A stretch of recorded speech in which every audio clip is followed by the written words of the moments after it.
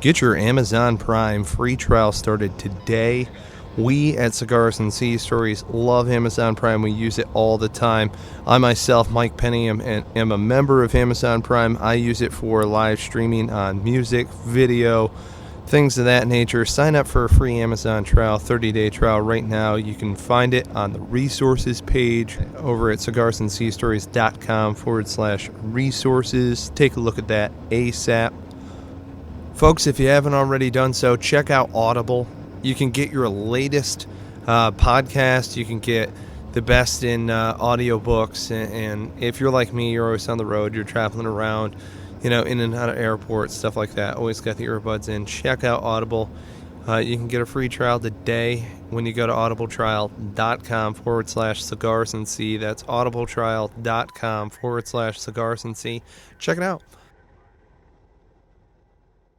Due to the graphic nature of its content, listener discretion is advised. From the halls of Montezuma to the shores of Tripoli, we fight our country's battles in the air, on land and sea.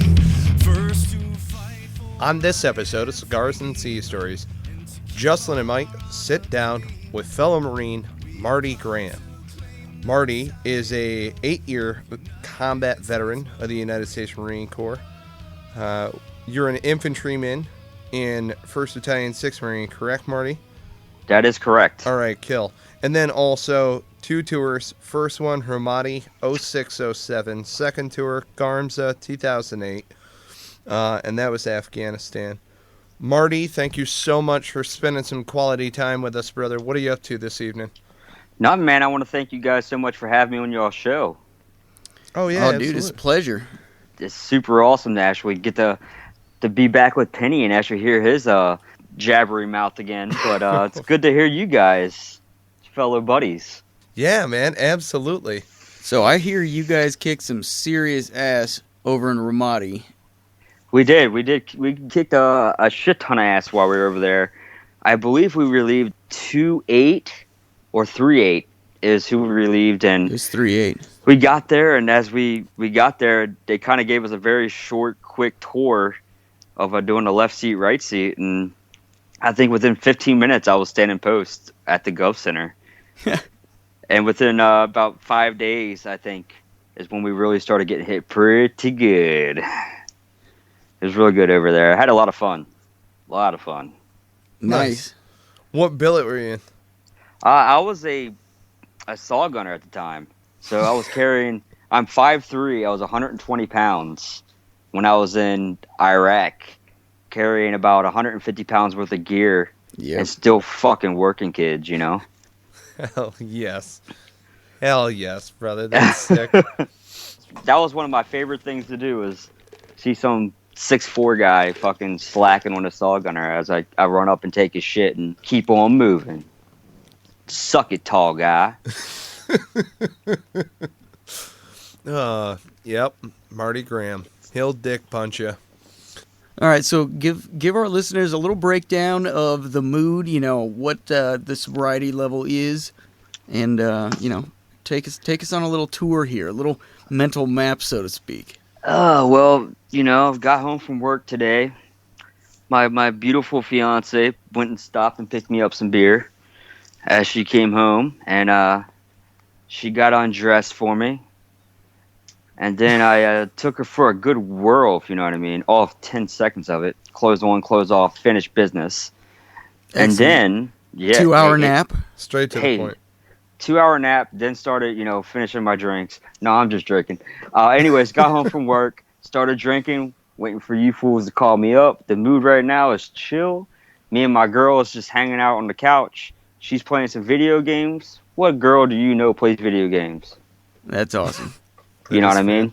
That is fan. So when'd you get off work? I got off at 3:30. 3:30. So you've been drinking from... It's 9 p.m., right? He's been drinking for 5 hours. That's 2 beers an hour. Dude, that's what I do, bro. I had to make sure I stayed somewhat sober enough to talk to you guys, or else I sounded like a... You know what I mean? Being responsible. Hey, I've been taught a lot of good things from this guy here. I don't know if you guys know about this Penney kid, But when we got to Quantico, or I got to Quantico in February of '08, and at the time he was up at the Hill being a CMT, which I really knew not, too much about. But those were the guys you did not talk to. And at the straight up, you guys were straight dicks. Anyway, so I got the rifle platoon, and I was like, well, who's these guys wearing these stupid fucking funny hats? And they're like, well, don't talk to them. They're doing their own thing. And I was like, well, who are they? They're the CMTs. They train lieutenants. And I was like, damn, what the fuck is this shit all about? I was like, I just entered World War III with fucking CMTs here. So, oh, dear Lord. Yeah, straight up. So I went to coach's course. He was one of the guys who instructed that course. And then I went to CMT, where it actually teaches you how to be an instructor, what to do, what not to do. This guy, Penney, literally taught me a course or a class on how to instruct on chewing bubblegum. Fuck. And I was so into his class that like he could have been like, yo, you guys are dumb motherfuckers. I'm about to blow all you guys up. That I wouldn't even. I would have been just like, he's instructing the fuck out of this class. Yeah, we're all about to die. Like I just would have. So I'm convincing. Yes, I just would have went with it. Like, yeah, he's gonna fucking blow us up. Like, yo, he's teaching the shit out of this motherfucking class right now. Well, thank you. I'm flattered. By far, one of the best instructors I've ever had the privilege of watching teach. So. Well, thank you. Look at that. I really appreciate that, brother. I really, really do. Yeah, you're pretty good, my dude. Thank you so much. I gotta say, it was probably the most rewarding thing in the world. It was definitely the most rewarding aspect of being in the Marine Corps was training young lieutenants coming through in entry-level marksmanship and seeing them kind of blossom and they hit black and you're like, yeah, they get it. Yeah. Or they just got fucking lucky. Right. And I'll take it. Yo, I had this one dude named, can I use names? Yeah. I mean, yeah. It ain't slander if it's true. All right, so I'll just leave it out. Anyways, so I'm coaching at the time. This is when I was still like a corporal. He was on target point 37. So I'm looking at him shooting. He takes a shot. Can't fucking find it. So I call down to the pits and I'm like, yo, Fowler, man, where's this kid shooting? And he was like, I have no fucking clue. So I was like, all right, we'll take another shot. So he takes another one, but it takes him 10 minutes to take a shot. I'm like, what in the fuck, dude? Because I'm like watching this trigger pull. It's not going off. It's not going off. Still pulling.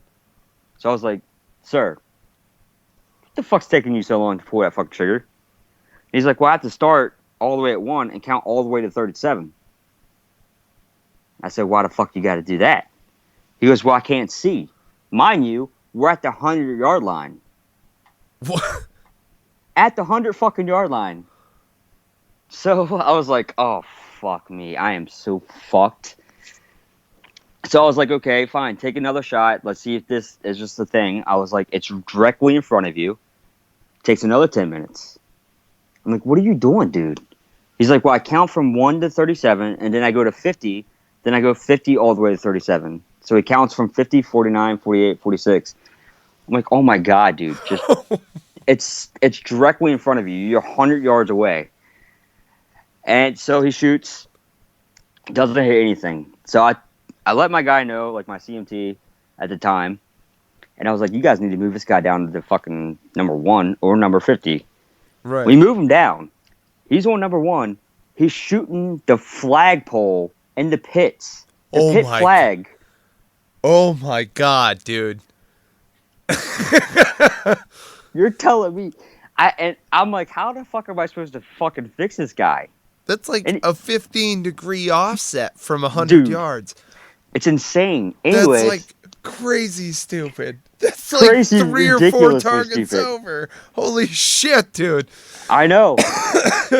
So I get down, I shoot his gun, and I'm like, the gun's hitting 3 or 4 inches, up high to the left around 11 o'clock from the black.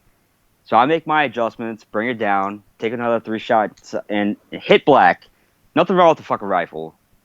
This dude unks 15 fucking times. Oh, my God. Yeah. He came back. So I did 4 shoots with him as he unked. Then he came back again with me.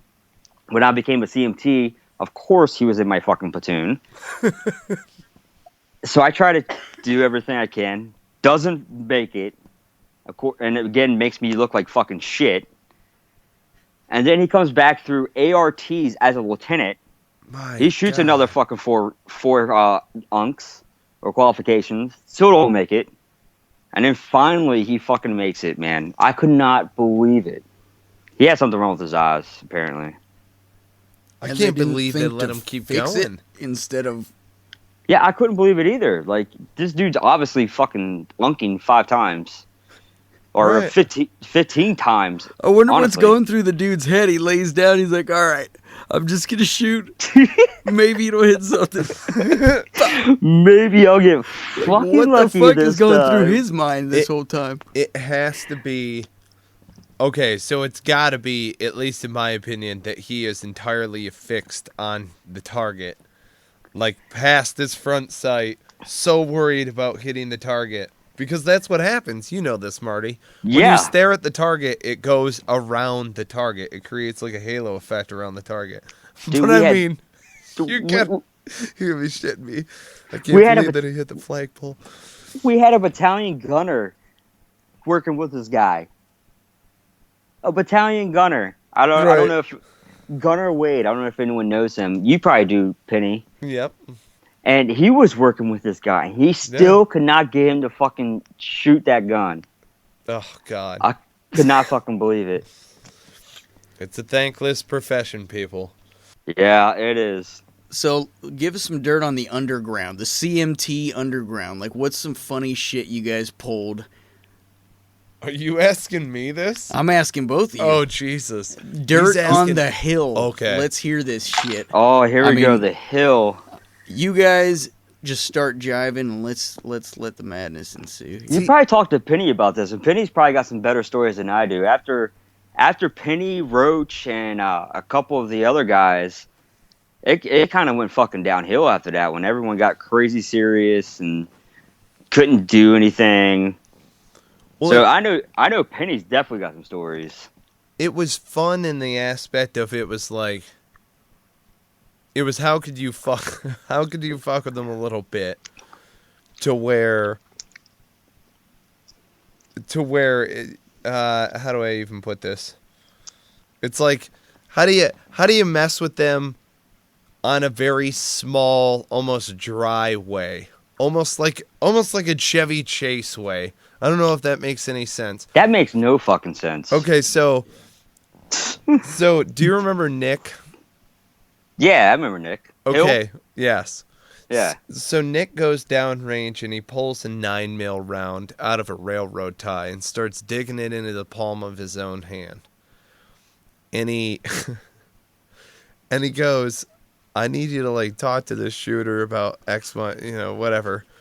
So just get another CMT on it. And so I'm talking to this lieutenant and I'm like, go ahead, sir, fire a few rounds. So he fires a few rounds, and Nick's like, holy shit. And the lieutenant looks over at him. He's like, what, man? Like, what's going on? And he's like, you hit the carriage, sir. But I think I caught myself a ricochet. And he opens his hand up. Oh, my God. He's got this nine. Oh, God. They always bought it. They just always, it's just fucking with people. Like, we used to take, you know how you can hold 9mm rounds? Not the mushroom ones, but somehow they stay intact. We would put them in the shot holes in the targets before the lieutenant got down into the pits. And they would be like, oh my God, like, I've got a bullet stuck in my target. And they'd be freaking out. And it's like, yeah, sir, a lot of this ordnance, it's an older Dodic. Came out of Vietnam. So, and also down here in the higher humidity levels, you can hit a vapor pocket, and it'll slow down the trajectory of the bullet. So it'll stay in there. We don't use so fucking dicks. we don't use it. We had a gunny who crossed over to the dark side, was like an LDO or something, and I went walking past him, and he's like, "Fucking vapor pockets! Oh my god!" And just like he's losing it. He's like, "Dude, this is the best." I'm like, I'm glad that you're entertained, sir. So my favorite one was watching him putting the rounds in backwards. Rounds facing them, and they would be shooting, and I'd be like, they would go click, and I'd be like, they put their little fucking hands up in the air, those little Dick Skinners, and they call us over, "Coach," I'm like, "Yes, my gun's not firing," and I was like, "All right, well, pull out your magazine, let's take a look, what's going on," and the round would be facing them, and it'd be like, "I don't know why it's not firing." I was like, "Well, it might be dirty, sir. Did you ever think of that, or what?" He's like, "I don't know. It might be dirty." And I was like, "Well, maybe the round's in backwards." "I wouldn't do that. That doesn't make that. You wouldn't do that. Take a look. Take a look at your magazine, please. Please take a look at your magazine." Oh God. Oh. Well, someone must be fucking with. Yep, you're right, sir. Someone's fucking with you. Right. Right, exactly. Dude, the best is whenever you're teaching a class to those fools, and they're all just bobbing for cock hardcore. Oh yeah. That is the best. And you gotta walk by and tap because they never let them fucking sleep. They're up writing op orders until 2 in the goddamn morning. You know what I mean? So you gotta walk by and you'd like tap the remote on the table, kind of a deal. The clicker, and then I would always just call them all out when I was teaching. I'd be like, "Hey, yo, this ain't for me. I know this shit. My instructors know this shit. My coaches downrange know this. This is for you bitches." Obviously, I was a little bit more professional, but that's basically where I was getting at. And then they would all look at me like I was a dickhead, like I was trying to be Mr. Badass. I ain't trying to be badass. I'm just up here wasting my fucking time teaching you fuckers. They always just got really, really, really loud. Really? Yeah. I always just got loud. I don't know. Just gotta wake people up with some of that motivation. Or I have bumped like the tables. Like, you know how so there's these larger auditorium steps that are inside the hall that's in there, and then they've got the big tables. This is for our listening audience and Jocelyn alike. You slam into that thing, and people just like snap to. I don't know. The table, the way that they sat, they were like shifty, and you could bang them across one another, and you could wake up an entire row all at the same time. Because it's like a long table for it's like a long table where you can sit like four or five people at, and it's kind of like you take it out to like a picnic table or something like that, and you bump it, and then it just fucking moves, dude. Right. Yeah. But we didn't fuck with them near as much as you guys did whenever you guys left, because we had a huge fucking Nazi about that shit. Yeah. No, I remember that in a huge way. Matter of fact, I went back afterwards, saw him later on. Yeah, that dude would be fucking in the office, sleeping or on Facebook with his little fucking feet up on the desk, and then come down range like 5 minutes, and then fucking be like, "Yo, why do you all got cold weather gear on?" And well, Gunny, it's 5 degrees outside. No, y'all don't need it. All right, well, I'll see you guys later. Motherfucker, you just downrange for 5 fucking minutes. He's going back up to his damn office. Yeah. Oh, God. It's so weird. It's such a weird profession because you have to stand still down there. Yeah. You're not doing anything. You got to pay attention, So that's the whole point. I mean, Jesus Christ, you're dealing with firearms and people who barely know what they're doing at that point. You know, some of them are pretty decent. But, Yes. yeah, because they pay attention, you know, and they use a little common sense, you know, and go about it. I mean, there's always that, like, 1%. You know, really, you could boil it down to that, and you're just like, oh, damn it. Yep. Like, oh, fuck, there he is. You identify him. There's always a sleeper also on qual day. You walk back That to the always just 500. goes to shit on you. Oh, you go to the 500-yard line, and the guy's on, like, target point 3. And you're like, target point 3? I haven't heard fucking shit about I this know. the entire fucking Dude, relay. That's the fucking worst is whenever you're out there The and you're like, sleeper. you know what? Number 41, he's fucking on point. High shooter. Gets to the 500-yard line. Number 41, no impact, no idea. Who the fuck is that? All week I haven't heard his fucking number at all. Number 41, no impact, no idea. Number 2 shot. Number 3 comes up. No impact, no idea. And of course, it's quality. You can't talk to the motherfucker. No, Then you get off the line with him after he's done shooting. I don't know what happened, Sergeant. I don't know. Well, I know what happened. You fucking shit the bed on me, you son of a bitch. That's you what choked. happened. Yeah. You fucking choked, goddammit. And then That's what you want to do. That's what you want to say. You're like, you fucking choked. But you got to be all serious. It's okay. It's okay, sir. I'll bring you in on Saturday. I got to come in Saturday because your fucking ass wants to fucking choke, you son of a bitch. Going to the Ismit. Yeah. That's the worst, too. They fucking suck at the Ismit. They're like, they shoot. Everything's perfect. I don't know why. I shoot awesome at the Ismit. Yeah, because there's no fucking bang and there's not a kick, you idiot. Right. Right. Like, who wouldn't shoot? It's like a 22 at the Ismit. Right. Good times, though. Dude, I'll tell There's you no what. angst in there at all. I love the Ismit. I especially love the 9mm, right? With the air mags Uh-huh. and the State Department course of fire. Yeah. You know, where it's got it. What I love about it is it's the stereotypical target, right? So it's got a guy with like a black and white barred shirt. He's got a dirty mustache on. Like, You know, old school. pointing like a 6-shooter at you. Like, straight up old school, too. Shoot, don't shoot scenarios. Very cut and dry. Very. But they're awesome at those. Oh God. Right, exactly. No, it's a tool. It's fuck. Yeah, I mean, being a CMT and going from a coach's point of view and being a CMT, I mean, as a coach, you get 5 shooters, maybe 4 shooters, you know, times 6. So at the most, you're doing 30 per day you're working with. It's so exhausting. But as a CMT, man, you get to do so much. I know when I was doing it, and I'm sure you did it as well, Penny, is I got to teach them so much from my point of view as a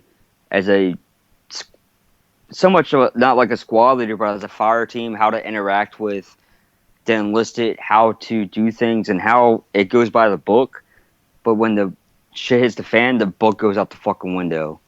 And that was probably one of the best things I could do while I was there, was teach them all the bullshit that you needed to teach them by the order, but also I got to teach them everything I learned from combat, and all the things I taught was from what I've been through. I would tell them, hey, this is what the book tells you, this is what I have to teach you, but when the shit hits the fan, this is what's going to fucking work. Right. And that was the best part for me, was I was able to do that, and hopefully, you know, at some point, whenever I was teaching them, they would actually pick up on that. And, you know, if I could just save one life from that instant and talking to one lieutenant, hey, you know, I'm completely cool with that. I did my job. And that's what I loved about being a CMT. See, and Marty's hitting on that point. That Marty Graham, I love it, brother, because I often share that my fondest memory is just kind of chilling hip pocket class side of the berm, and you get to interact. Yeah. And it's that experience. And I think it was maybe day 3 of when we were teaching classes. Your first day, you get out there, you start teaching rifle, weapons handling. Second day, you teach a little bit more of like pistol. And we would sit down with our platoon that we would just get, and they just know me as just an instructor up there, and they know that I got first platoon, second platoon, third platoon, whatever the case may be. But I would sit them down and I would said, who came here to shoot expert? And of course, all of them fucking raised their fucking hands. And I'm like, well, you guys are all wrong.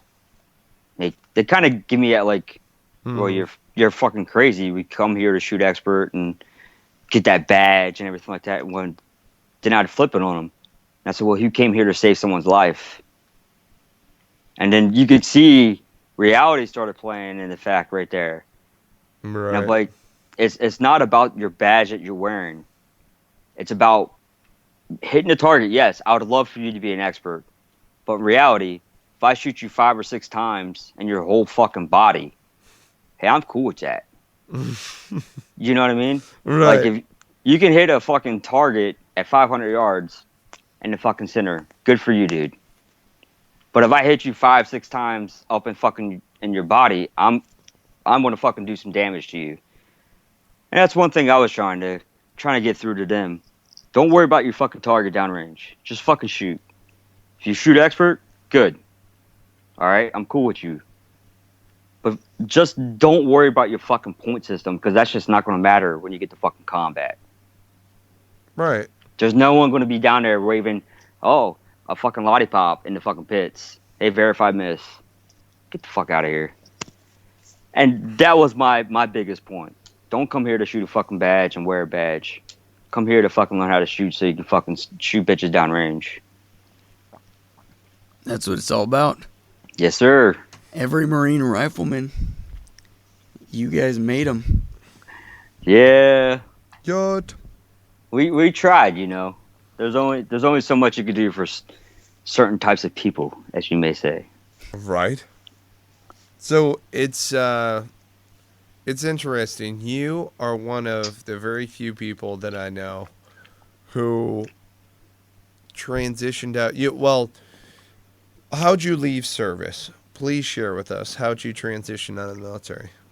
Actually, when I was in Iraq, I ended up having a very serious injury happen in 2006. I actually ended up doing something fucking wrong to my nuts. Damn. Yeah. And did it happen on post? I was at the Gov Center, and if you're familiar with the Gov Center, you have North ECP and South ECP is what we called it. And it was the back part going towards the north, I believe. And we had this like big ass gate. I mean, that thing had to weigh like 150 pounds. So we had to open it up for people who was coming in. And as they were coming in, you had to pull his fucking door. The door weighed more than I did. I weighed 120 plus all my weight I had on for all my gear. And I had to open the door, and I was pulling it backwards. And as I did, it caused like a huge knife stabbing pain in my nut, my right testicle. Oh shit! Yeah, no shit, man. I'm telling you, man. It was fucking painful. So I went to go to my doc after my post was over. He pulled my pants down, did the whole squeeze thing. And he's like, "Hey, you ain't got no hernia." So it hurt for about a week, and then it went away. Got back to Lejeune, and I could run, I could do everything else. I just couldn't do like the flutter kicks or swim because of something wrong with my nuts still.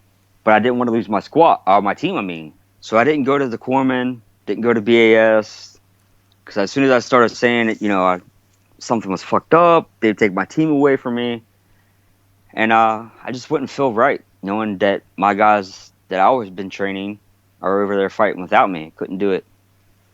So I sucked it up, just did it, got to Afghanistan, did a couple more real long humps, patrols and everything like that. of course, taking fire and shit, but it came back. And it was just like a 9 out of 10 pain. Every step you took, it was like a knife stabbing you right in the testicle. Oh, Yeah. damn. That was for about 2 weeks. And it went away, got back to the States. Everything was fine. Then I got to Quantico in 09, I believe February of 09.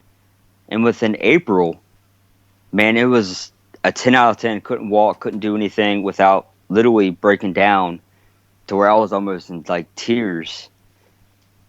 And so I went to the doctor, got it looked at. They couldn't do anything for me except inject some steroids into my testicle, like the actual nut part. Oh. Yeah. They did that about 4 times. And then at that point, they put me on a med board. Well, not med board, but they put me on limited duty because I couldn't do anything. I literally could not walk. After they injected myself with steroids and everything like that, I had to pick up my leg, push it out to the side, then rotate it around because I was in so much pain. Oh. And so, yeah, I know. It was, dude. It's bad. I'm like So sitting here grimacing, like just uncomfortable. Dude, it's about to get worse in a minute, I bro. love my balls. I can't imagine. I don't know if I want my balls to know that this can happen. Dude, it's You know about what I to mean? It's about to get real here in a minute, bro. So they throw me on limited duty for 6 months, whatever the case is. I get another 4 injections into my testicle. Still doesn't work. They do surgery, go in, cut the nerves right above your testicle. Oh.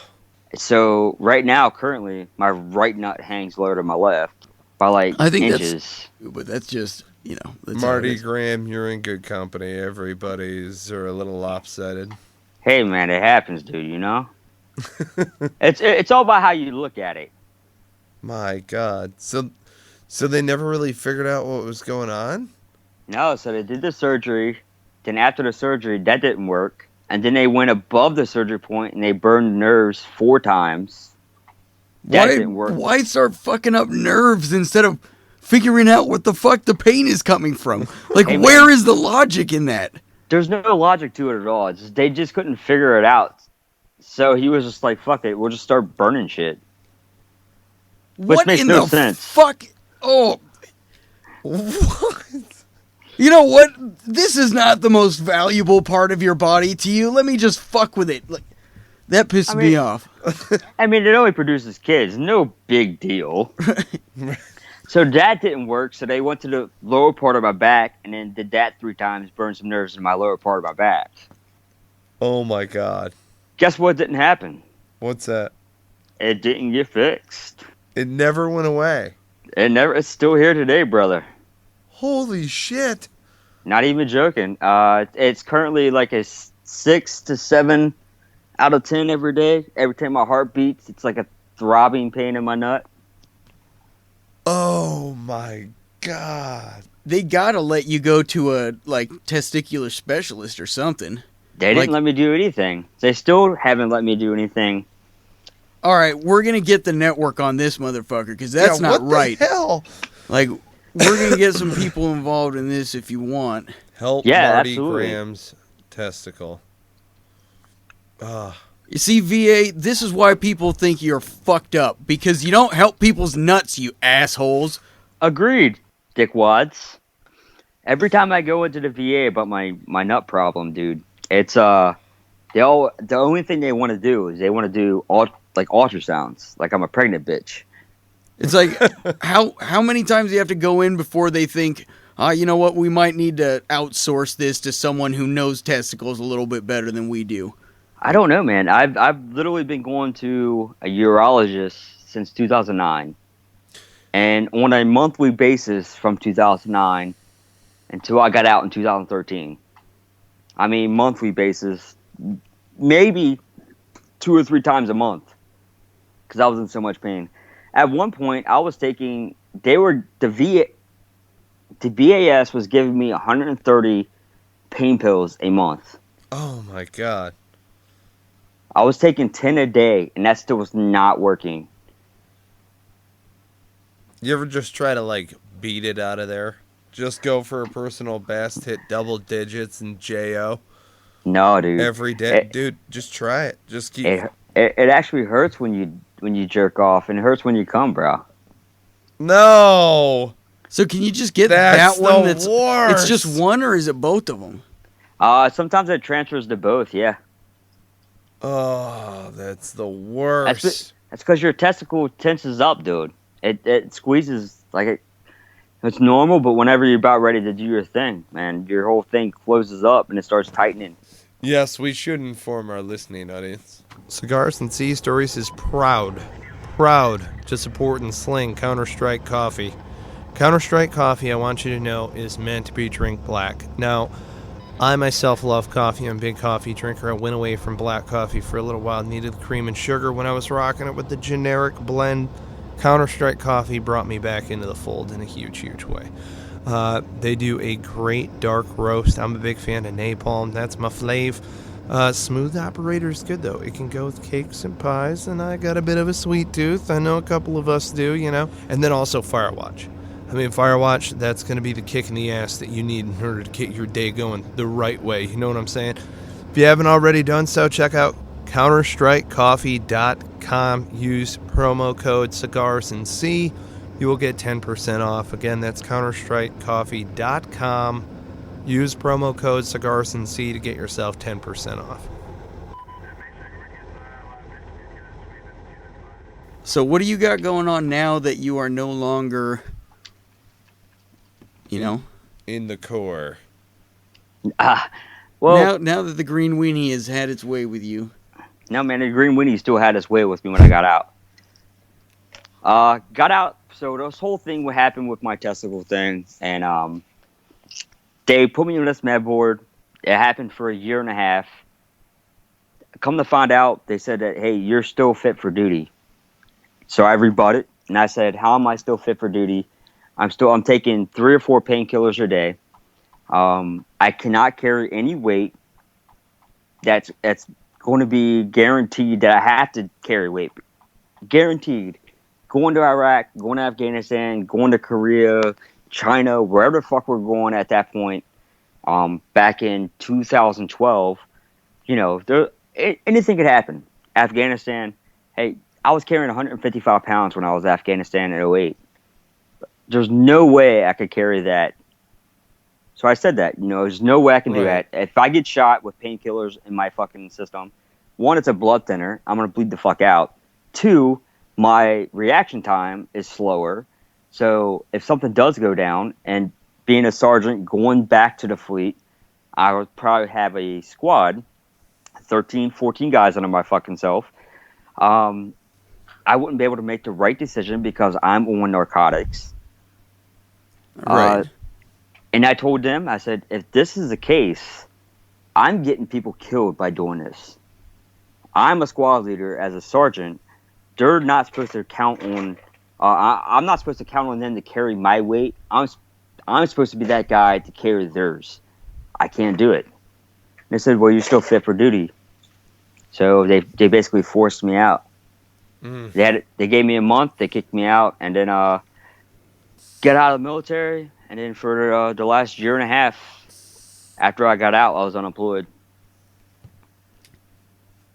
Yeah, but now, you are employed now, right? Did they give you honorable discharge? Yes, sir. They did. Oh, they good. Did. They gave me an honorable discharge. Unemployed for about a year and a half, and now I'm currently employed as a land surveyor, which I thought I would never do anyways, or ever. I just thought they just took pictures of the road, but obviously they do more than what I thought they did. When they asked me for the interview, they're like, "What do you think we do?" And I was like, "Take pictures of the road." They're like, "You're so fucking dumb." I can only imagine what they were thinking in their head. Right. So right now, currently working. Is that for USGS or? It's actually for a business called SDI, in Fredericksburg, Virginia, and it's basically what we do is we go around and people will hire us to set their property corners or check out how many acres they have in their land, which we call a boundary. So we go around and figure out how much acres they have. Wall checks whenever you're first building a house. A wall check is basically you go and make sure that the house foundation is the correct dimensions and angles that it needs to be. So there's just a lot that goes into it. It's very, very interesting. And it's kind of like us being in the field. You're out in the middle of fucking woods doing absolutely bullshit and fucking off. George Washington was a land surveyor. I know, man. There you go. Telling you, I think I'm going to be next George Washington. Moving mountains. Better looking though, you know? Way better. I know, Way dude. better. About 3 feet shorter, and I'm fucking with it. I am probably about 3. Man, don't be talking shit on the radio, bro. You know, I know where you at. I'll come down there and you I'll bite can't the fuck see out. me. You're well within range. I'll bite the fuck out of your ankles. You know what I mean? That's what us short people do. See what I'm saying? All you got to do is just poke Marty with a stick. And he'll come at you. He'll punch you right in the dick. That's what happens when you mess with short people. We got a short fuse. I'm like a chihuahua with a pit bull bark. No, but man, goodness. life is good right now for me though. Life is real good. That is good to hear. Is there pretty good like learning potential and like expansion in that field? There's a lot of potential if you start out very young. I'm currently 29 years old, and there's people that I work with that's been doing this for 43 fucking years. So there's just a lot of shit that you have to truly understand, truly learn. Not truly. I honestly do not want to be doing this for the rest of my life. I personally want to go to college or start a business. There you go. Like, I really do want to start a bar or starting a fire range. You know, that would be like my all-time goal is to do something like that, as a fire range, to where I can get people out there and I can train them. Because that was the biggest thing for me, is I love teaching people how to shoot guns. That is one of the, to know you're helping someone save someone else's life, like, that's the biggest achievement you could ever do, is save someone's life. And by teaching them, and if you could do that and save one person, hey man, you did your fucking job. That's my achievement right there. Is knowing that I could do that for someone, if something came down to it, man, that's the life right there, dude. So I agree. Well, let us know when you want to start getting into that. Got a pretty decent network. actually, I was talking to Penney and about how you guys were doing your thing and what you could offer me and offer other people about how to be entrepreneurs and stuff like that. I was like, damn, dude. In my head, I was like, man, this is I've been praying for this for years now. And then all of a sudden, out of the blue, David Devaney hits me up and was like, hey, yo, Penny's wanting to do an interview. And I was like, all right. So I hit Penney up, and he was like, yo, I have a business plan. And he started talking about his whole business plan and his entrepreneurs and how he's looking to help people out in his pipeline. And I don't mean just to say Penney, because I was just talking to Penney at the time. What I mean to say is like Penney and his team. Yeah, his team is what I'm trying to say. As I don't want to just give Penney all the credit, because he probably does like 2% of the work and everyone else does like 98% of it. So you got me all figured out, don't you? Hey man, that classic Penney, you know. Classic. Listen to this shit. Oh, classic Penney. Oh, it is Ivory fucking Tower. Yeah. Hey man, I got your back. You know what I mean? Oh shit. Super good though, man. Yes, absolutely. We love collaborating with fellow vets. It's always great having you guys on the show, especially as fellow Marines. We open it up. You know, anybody out of the FMF can come on in and join us and share sea stories with us and whatnot. You know, it's great talking with Marty Graham here, a fellow CMT, you know, somebody who chewed the same dirt with us being Ramadi, you know, and and having the opportunity to be able to sit down and talk and reminisce about the different things, now and then. I mean, it's fantastic. It's all about adding value to the world. And Absolutely, dude. But one thing before you finish up, I don't know if you know this, Penny, but Sergeant Major Devaney wrote a book. That was one of the things I wanted to really kind of hit on here tonight, too, before we finished up, it's called They Were Heroes, and it's a book about people who've done crazy, crazy things overseas. It's got Dakota Meyer in it. It's got Brian Stan, and I don't know if a lot of listeners know who Brian Stan is, but he was a captain, I believe, whenever he was in the book, but he's actually a current UFC fighter right now. And he's in the book, and it's about people who've done crazy, crazy things overseas and did not get recognized. And that's been a huge problem for the Marine Corps these days, is you do crazy things over there but don't get recognized. Myself, I got a NAM in Ramadi, Iraq for doing something that, while taking fire, while taking contact, did not get the V for. I got a NAM. Ugh. And, yeah, it's crazy. But I got there in 2009, and I think in 2010 or late 2009, I got a NAM with a V for something. So I went to Sergeant Major Devaney, and I was like, hey, Sergeant Major, is there no way I can get my citation for what I did? Because I have no idea what I got this for. And he was like, no problem. So I ended up reading my shit for my citation in Afghanistan, liked it, went back and got my shit again, read what I did in Ramadi, Iraq, and then end up telling me about this book he's writing about what people have done but not being recognized for what they've done. We're very familiar with They're Heroes. It's a fantastic publication. Good, man. Good. Oh, yeah, absolutely. Got the book. Want to bring a couple more of those stories onto the show, actually. We're very interested in having Sergeant Major on here. So, and he's the real deal. You know what I'm saying? Oh, dude. So, yeah. I've never ever had a sergeant major drive a corporal to BAS. That's what he did for me. Nice. Yeah, I was downrange and I was walking. I was kicking my leg out all kind of crazy and stuff like that. And he came down and says, Corporal Graham, what you doing? And I said, trying to work, Sergeant Major. He goes, why are you kicking that leg out like that? Well, my nut fucking hurts, Sergeant Major. He's like, do you have a point of contact? And I was like, I ain't got no one. He said case manager, and I was like, what the fuck's a case manager? Right. He's like, you don't know what that is? I was like, no. He's like, all right, cool. Get up to my car. And I was like, get up to your car? Like, Sergeant Major, what are you trying to do right now? You trying to get dirty right now? I'm cool with that, Sergeant Major. Just let me know.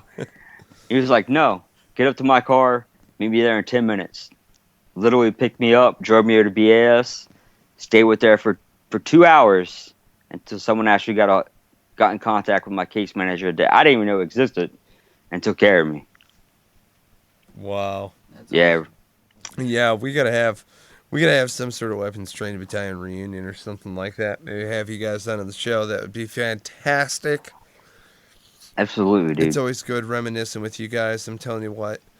I mean, it's one of those things when you're in the trenches and you're dealing with it and you're going through it on the daily. You're like, fuck, this sucks. Yep. It's either too damn hot or too damn cold. And it's cool nowadays that we can use that as a springboard for success. You know, it is. Where a lot of people look at it and they're like, oh, man, it's detrimental. No, man, military training, it really does. It lines you up for a lifetime of success. So long as you understand how to tap into that same energy and focus, Yeah, absolutely, dude. I mean, fuck, dude. It doesn't need to be something where we're killing ourselves every day, going down range, wearing pajamas and boots and rocking fire. It's one of those things where a little bit of drive and determination, some military planning processes can get you surprisingly far. I think that's the best way to put it. From a guy who was in Afghanistan with 12 Marines and 83 Afghans, fuck. I feel you. This is some shady shit.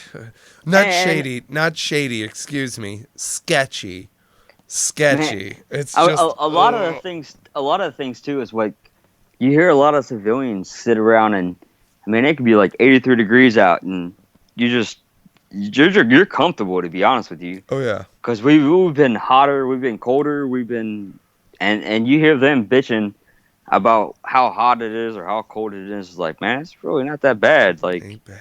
you get to go home at 3:30, 4 o'clock, 5 o'clock, whatever the time it is. Think about sleeping out here tonight. Right. And waking up at 2 o'clock in the fucking morning. When the sun comes up, you got to take the damn beanie off. Does that make it less colder? Absolutely fucking not. But you got to take it off, don't you? Why? 'Cause First Sergeant says so. What the fuck sense does that make? Yeah, But- I don't do that anymore. You sure?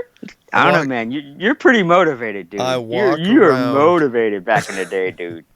I walk around with my hands in my pockets. I know. You nasty With- motherfucker. With chewing bubble gum and talking to my cell phone. Yeah, I can't believe you chew gum. While Walk around with your fucking hands in your pocket, Penny. That's Not talent. believe it. It's talent. That's not talent, dude. I can walk and chew bubble gum I- and do it with my hands in my pockets. That's like 3 talents. What are you talking about? Mhm. You've been practicing that for a while, haven't you? So yeah, yep. In the mirror. Dude, I bet you look in the mirror, man. I looked at your profile picture the other day when you sent me that email, and I was like, God damn, he's got some DSLs. And if the listeners don't know, that's dick sucking lips. So much of my power is drawn from these lips. And that booty of To yours. quote Super Trooper, I got junk in the trunk. What do you want me to say? I wouldn't go that far, dude. You ain't got no junk in the trunk. I do my squat thrust. Justin? Yeah. Hey, man, does he do his squat thrust? No, man. I didn't think so. At least been- not that I've seen. What in the Sam hell are you talking about? He's probably doing like some squat thrusts like in the mirror to himself, like, oh, yeah, you're so fucking sexy. You Every always a morning dirty he girl. starts out for half an hour doing kung fu in the backyard, butt naked. Oh, my Well, God. wearing silkies, but on his head. Not a big deal. Oh, silkies. He's still wearing silkies, huh?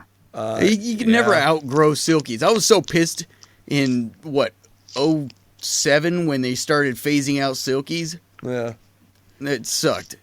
Dude, silkies are comfortable, bro. they're deliciously comfortable. And it makes your package look so much bigger. So huge and defined. You cut that really- liner out, and then everything is game on, too. Dude, Oh, that's yeah. super easy access. Yep. Wait, I loved it. deep down in places that I don't like talking about at parties. Hey, man, you have to sometimes. So, Justin, I heard you had to make like a head call before we got on here. Did you shake it more than twice?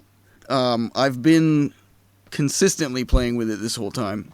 So, I'm sure we're on like 6,000 right now, as far as shakes Yeah, go. God damn. I can't believe you even lasted that long. He's a pro in the stroke count, bro. Does Penny ever watch you? He critiques my form from time to time. Does he use his hands? No, he has to be across the room at this point. There have been some engagements that were crossing the line a little bit, so his input is taken as, What the hell is going on here?